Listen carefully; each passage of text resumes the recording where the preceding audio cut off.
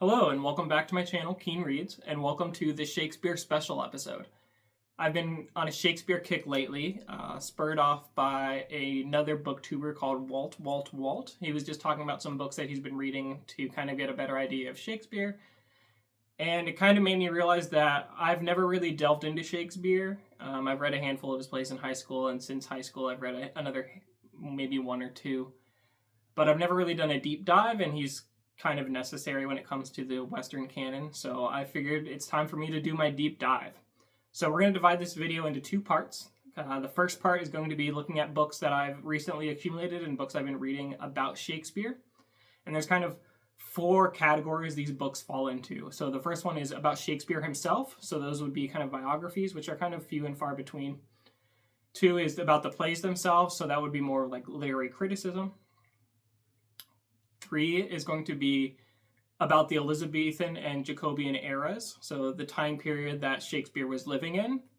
And then four is going to be more of like the history of England and things like that, about some more context and sources of his plays and what they're based on. So the first book we're going to talk about is a book that was recommended by Walt. I think that's his channel name. His name's Walt. Called The Elizabethan World Picture by E.M.W. Tilliard. And in this, he's giving a kind of a picture of what the people of England thought and believed around the time of, I think he specifically says Shakespeare, Donne, and Milton. He kind of breaks this into three ideas, and the three big thoughts, ideas that pervaded belief and thought and worldview during this time. So there's the chain of being, corresponding planes, and then the cosmic dance. And then he kind of relates it back to Shakespeare as well as other sources during this time. Just not going to summarize the whole book, but for example, the chain of being is talking about the hierarchy of creation, or the hierarchy of being. So for example, there's like the sublunary creation or matter, which is anything from the moon to the earth. Anything past the moon, there's the celestial bodies, the angels, the planets, God, all of that stuff. And within each area, there's a hierarchy. So for example, within the angels, there's a hierarchy of like seraphim, cherubim, all of that stuff. There's a hierarchy to animals. Of mammals, lions are going to be the top, and I think he says oysters are at the bottom. But this is just kind of a summary of what the thought processes pervaded England at the time. So I read that. I finished this last week, which is Will in the World by Stephen Greenblatt. And this is kind of a biography of Shakespeare, but it's more along the lines of describing the events that happened. I would say it's a speculative biography.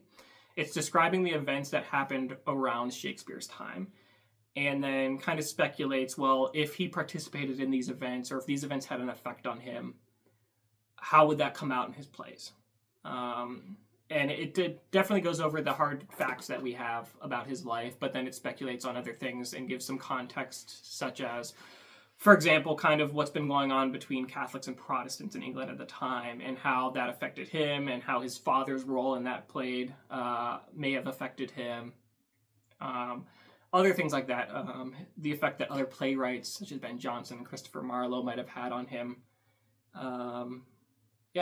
And kind of follow his career. So I would call it a speculative biography. A book that I've read a couple years ago, but I figured since I'm talking about my Shakespeare collection, I would talk about it, is Shakespeare, The Invention of Human by Harold Bloom. And this goes through every single play and kind of is his own thoughts on them. I read this at a time when I'd only read like 5 of the plays. So as I've been reading, as I've been rereading some of the reading some of the plays, I kind of go back to this and see what his thoughts were on them.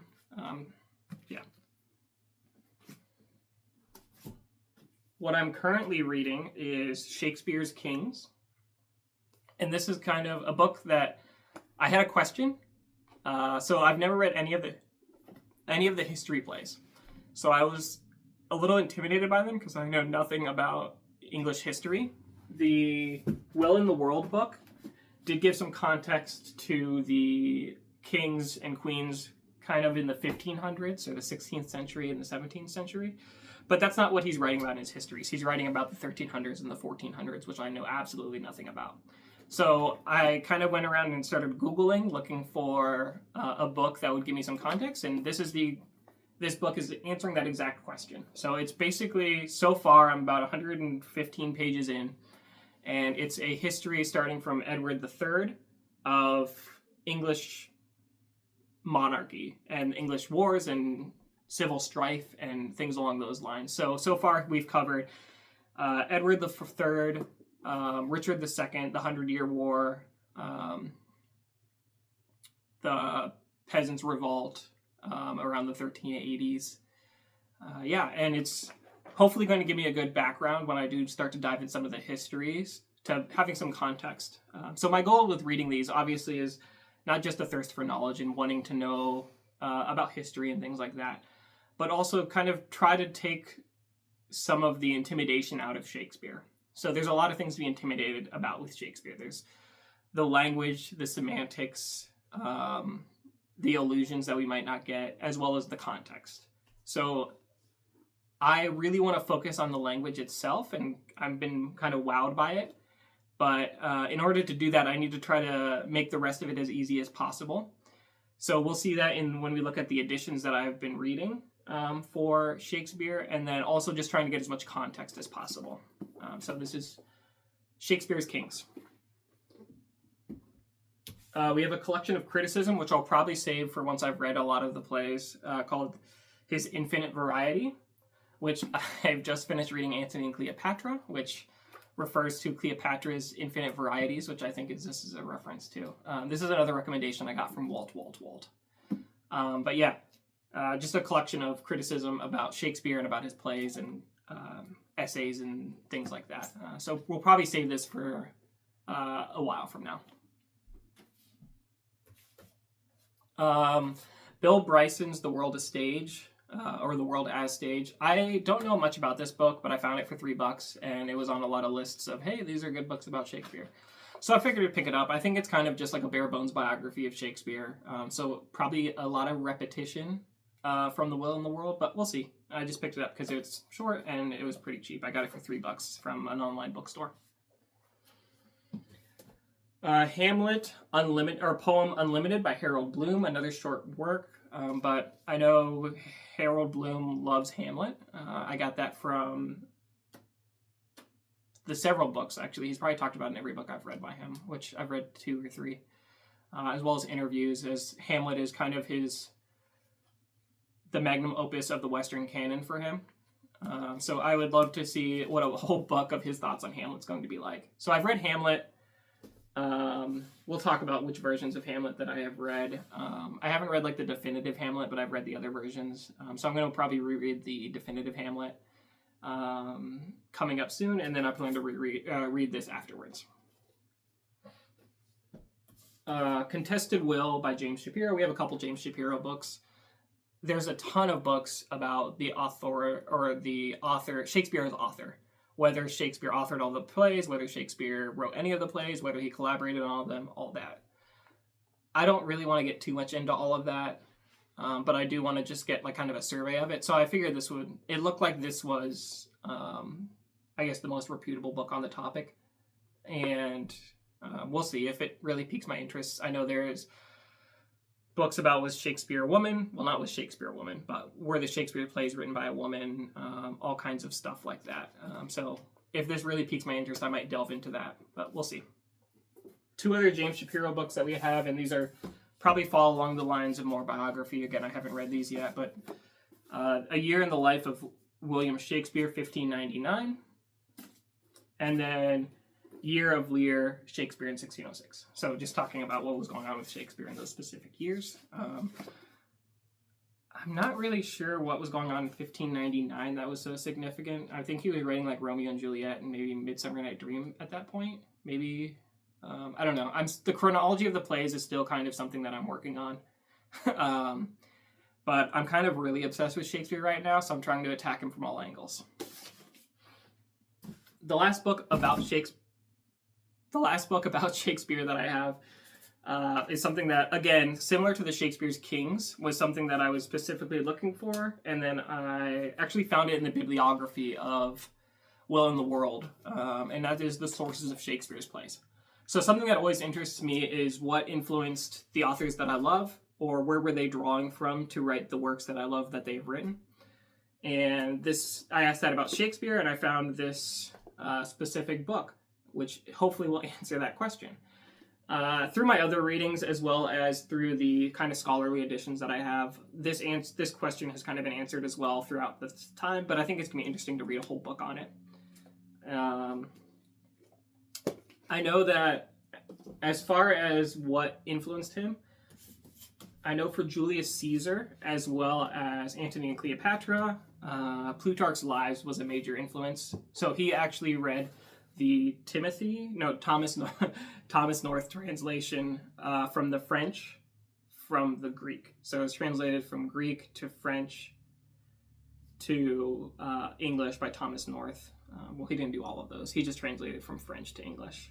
But this is his edition of Plutarch's Lives, and this is the specific translation that William Shakespeare would have read. So that's kind of cool to be able to read what he was reading. And then I also have Metamorphoses by Ovid, which influenced some of his plays with a lot of the myths that he got was from this. To my understanding, Shakespeare would have been able to read Latin. He did go to grammar school where they were teaching him Latin at that time, is what I could pick up from the Will in the World. So I believe he would have been able to read Ovid in the original Latin. He probably did it in school. I don't know if he also worked from a translation, but I haven't actually read this yet. So definitely looking forward to reading Plutarch's Lives and Ovid's Metamorphoses in the future, just to kind of see what was Shakespeare doing here, huh? And then something else I've picked up from reading about Shakespeare's Kings is it looks like a lot of the histories, as well as even Macbeth, he's gotten from someone called Holinshed, who kind of wrote a definitive history of England, it sounds like. So those are the books about Shakespeare that I wanted to talk about. Next, we're going to talk about the actual Shakespeare volumes that I have been reading. So I think in high school when I read King Lear, I originally read the Folgers Library Edition. I did a lot of research this time around because I want to get kind of the best edition that fits my needs as a reader. And from what I can tell, that is the Arden Shakespeare. So, like I said, I want to try to learn as much about the plays as I can beforehand, so that when I read them, I'm not struggling with context or things like that. I want to be able to have definitions nearby, so that way I can kind of just focus on the language and kind of be wowed by the poetry. So from what I can tell, the best for me at least is going to be the Arden Shakespeares. So I've been reading the third editions. We'll pull up Cleopatra, Antony and Cleopatra, which is what I've just finished over the weekend. So Antony and Cleopatra, the Arden third series. They do a really good job. This one had about 100 or an 80-page introduction talking about previous, kind of the performance history of the play. So when it was first performed, what are some historical performances over the last 400 years? It also discusses the language. So maybe if there's something specific, like I'm currently reading the introduction for Macbeth, I'm going to tackle Macbeth in a few days. But it's focusing a lot on the rhetorical techniques that he uses, such as alliteration and repetition that he uses specifically in Macbeth. So they talk about what specific rhetorical tools he uses in each book or each play. They talk about source material. So kind of what I was just getting at, as well as source material that we have for the play. So for example, in Antony and Cleopatra, they kind of just were like, hey, the only source that we have for this document is actually in the first folio. But some of these other ones, we have quartos and other folios and things like that, surviving manuscripts. So they talk about kind of the manuscript history. And then they go through the play itself. And at the bottom of the play, line by line, they have definitions, both for individual words as well as phrasings, which has been really helpful to me. And then they also give context prior to each scene. So they'll give like location. Where is this location at? What's going on in this scene? Things like that, which was especially helpful in Antony and Cleopatra, which has kind of travels all over the known world at the time. It travels from Rome to Syria to Alexandria and all in between. So these are kind of the preferred editions that I have. I don't think it's a complete set, but I have most of the Arden's second series in this edition, which I think just looks nice. My wife bought them for me for Christmas, so if my wife's watching this, thank you so much. They're not reading copies, they're more for display for me, just because I like the way they look. I like the blue. My reading copies are going to be the third series, Cleopatra, the third series of the Arden Shakespeare. So far, what I have read. So I have read Antony and Cleopatra. I'm reading Macbeth. I have read this edition of Hamlet. So this is the text of 1603 and 1623. And then I also have this behemoth of a version of Hamlet. And I believe that this is kind of the authoritative text. I believe it's from the first folio, but I'm not quite sure because I haven't read it yet. And it's been a couple years since I read this edition of Hamlet. So I can't remember. I believe this is like from the second quarto or something like that. But from my understanding, these are not like the definitive editions of Hamlet. It's this edition. So I'm going to read the definitive edition. And then I've read King Lear as a high schooler, but I'm going to reread it in the Arden Shakespeare, just so I can get some more context to it, especially because now I'm a much more mature reader than I was in high school. And then just also in the past, I've read A Midsummer's Night Dream, Romeo and Juliet. I think that might be it, actually. So I plan to reread those two as well. That's pretty much my entire Shakespeare collection at this point. I also have a complete works of Shakespeare. That's kind of an old edition that my grandmother gave me. That's kind of just here for sentimental value. And then I have my replica facsimile, I guess those are the same thing, of the first folio from 1623 that I got in 2023 for the 400th anniversary, which is huge. I'm not going to show you it now. I think I showed you it in my book tour video. What I'd like from you guys, so as I'm kind of embarking on this Shakespeare journey, I would love to know what your favorite edition of Shakespeare to read is, as well as any companion books or essays or things that you like to refer back to when it comes to Shakespeare. I think that's all I got, so thanks for watching.